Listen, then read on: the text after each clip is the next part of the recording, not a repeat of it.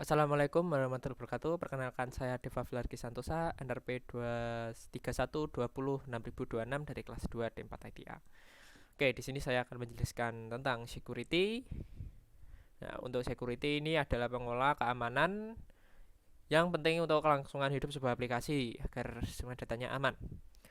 Untuk membuat aplikasi ada memiliki tingkat keamanan yaitu authentication, authorization, working with password, cryptography, view security, out client, dan best practice.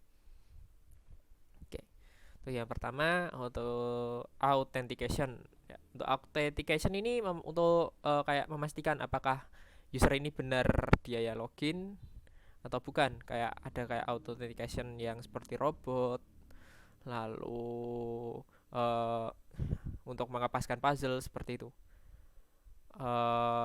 Authentication biasanya dilakukan menggunakan kombinasi dari username, email, dan password.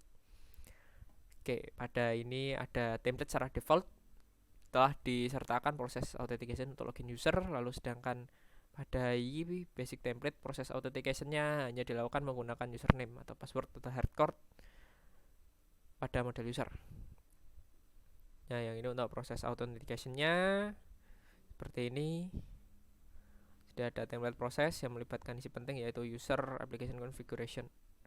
Membuat class user, mengimplementasikan interface web identity interface. Lalu pada progress login akan melakukan validasi password yang dimasukkan user dengan password dan table user. Oke, untuk ini app user ID. Lalu untuk username-nya app user identification username. Ini untuk authentication event. Ada event beberapa, event login dan logout. Oke, ini untuk contohnya. Lalu misal ingin melakukan audit, bisa membuat namanya event handler. Event handler after login dan memproses pencatatan waktu login, alamat IP, dan lain-lain di dalamnya.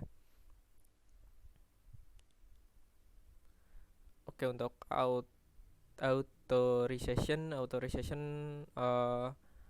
merupakan proses untuk memverifikasi apakah seorang user berhak melakukan sesuatu. Pada authentication ini melibatkan komponen yaitu access control filter, role based access control, sama kedua komponen dapat berdiri sendiri. Untuk access controlnya, access control ada ACV, metode sederhana untuk proses authorization yang diimplementasikan sebagai filter access control. ACV terdapat controller mengatur hak akses. Lalu ini untuk contoh script-scriptnya di sini. Lalu ada role based control. Role based control digunakan untuk pengolahan hak akses. Ini mengimplementasikan RBAC melalui komponen dari aplikasi. Untuk menggunakan RBAC menggunakan authorization dan membangun model view maupun controller. Ada konsep dasar. Untuk konsep dasar RBAC ada 3, role, permission, rule. Jika digunakan DB Manager terdapat 4 tabel yaitu out item, item child, out assignment, out rule. Lalu sini ada rule, permission, rule. Ya, terdapat pada gambar di sini ya. Untuk Amin, untuk John ini author. Seperti ini untuk flowchartnya. Lalu bekerja dengan password. Nah, di sini developer yang baik pasti tahu bahwa password tidak boleh disimpan sebagai teks. Biasanya disimpan sebagai MD5 atau shell. Tapi kurang aman karena biasanya terdapat serangan yang besar gitu. Lalu ada kriptografi. Untuk kriptografi sendiri ini lebih mengenerate data random seperti itu.